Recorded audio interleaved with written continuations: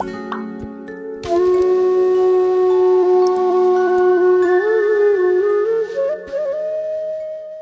को प्रणाम।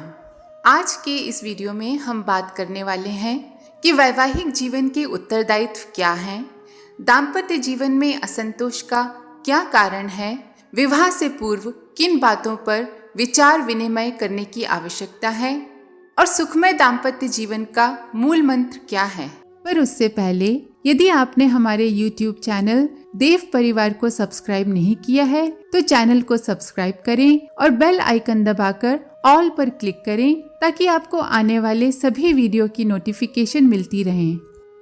सबसे पहले हमें समझना जरूरी है कि सांसारिक कार्यों में विवाह सबसे अधिक जिम्मेदारी का, उत्तरदायित्व का काम है। इसलिए वैवाहिक जीवन में प्रविष्ट होने के पूर्व जितना अधिक सोच विचार करके निर्णय किया जाए उतना ही उत्तम है। आजकल हर प्रकार से संतुष्ट, संतुलित, सुखी विवाहित जोड़े बहुत कम दिखाई पड़ते हैं। इसका कारण प्रायः यही होता है कि अधिकांश लोग प्रायः अज्ञान में अथवा आवेश में विवाह कर डालते हैं। युवक युवतियां जब विवाह करते हैं तो उनके मन में अपने जीवन साथी का एक आदर्श रूप उपस्थित रहता है। विवाह से पूर्व स्त्री को पुरुष तथा पुरुष को स्त्री को देख लेने, परखने, उसके विषय में दूसरों से सलाह लेने, यदि संभव हो सके तो परीक्षा करने, हर प्रकार की सतर्कता, दूरदर्शिता बरतने की गुंजाइश होती है।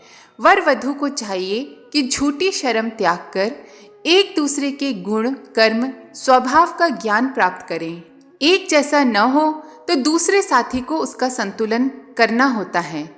एक सी रुचि के दो व्यक्ति जीवन में सरलता से चल सकते हैं। एक शिक्षित तथा दूसरा अशिक्षित होने से अनेक बार दृष्टिकोण में विभिन्नता तथा कटुता उत्पन्न होकर दाम्पत्य माधुर्य को नष्ट कर देती है।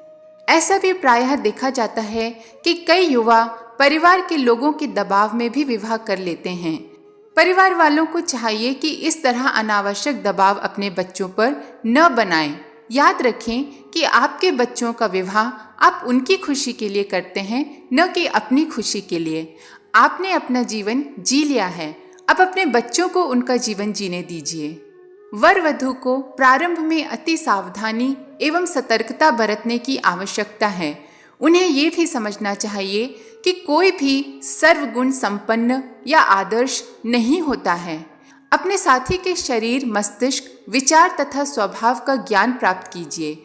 वह नीरस प्रकृति का है या हंसमुख मजाकिया है, वह गंभीर अध्ययनशील है या सदैव जल्दबाजी में रहने वाला या तीव्र भावों में बह जाने वाला है, वह उदार है या संकुचित, जिद्दी, पुरुषार्थी, स्फूर्तिवान कैसा है, वो किसी कार्य को लगातार करता है या बीच में ही छोड़ भागने का अभ्यस्त है, प्रेम के संबंध में उसके क्या विचार हैं, कहीं वो जिम्मेदारियों से भागने वाला व्यक्ति तो नहीं है। इन तथा इसी प्रकार के अनेक प्रश्नों पर विवाह से पूर्व ही खूब देखभाल, विचार विनिमय करने की आवश्यकता है। विवाह एक बहुत बड़ी जिम्मेदारी है। हमें विवाहित जीवन में अपनी जिम्मेदारी निभानी है। अपने जीवन साथी की निर्बलताओं को सहानुभूतिपूर्ण ढंग से निकालना है, उसके स्थान पर उत्तम गुणों का समावेश करना है। हम सब तरह के असंतोष को दूर करेंगे, परस्पर एक दूसरे के दृष्टिकोण को समझेंगे, आपसी गलतफहमियों को नहीं बढ़ने देंगे। ये मानकर ही दाम्पत्य जीवन में प्रवेश करना श्रेयस्कर है। ये समझने की भावना ही सुखमय दाम्पत्य जीवन का मूल मंत्र है। कौन पति पत्नी नहीं झगड़ते हैं, विचारों में अंतर कहाँ नहीं है, एक जैसे स्वभाव कहाँ मिलते हैं। ऐसा कौन है जिसमें कमजोरियां, दुर्गुण, शारीरिक या मानसिक दुर्बलताएं नहीं हैं। यदि आप एक दूसरे की दुर्बलताओं पर कलह करेंगे तो अल्पकाल में असंतोष नामक महाभयंकर राक्षस आपका विवाहित जीवन कटु बना देगा। अपने मन की बागडोर ढीली न कीजिए। अपने जीवन साथी में ही सरलता, सौंदर्य, कौशल, माधुर्य खोज निकालिए। उसकी अपूर्णता को पूर्ण बनाइए। अशिक्षित हो तो शिक्षित बनाइए।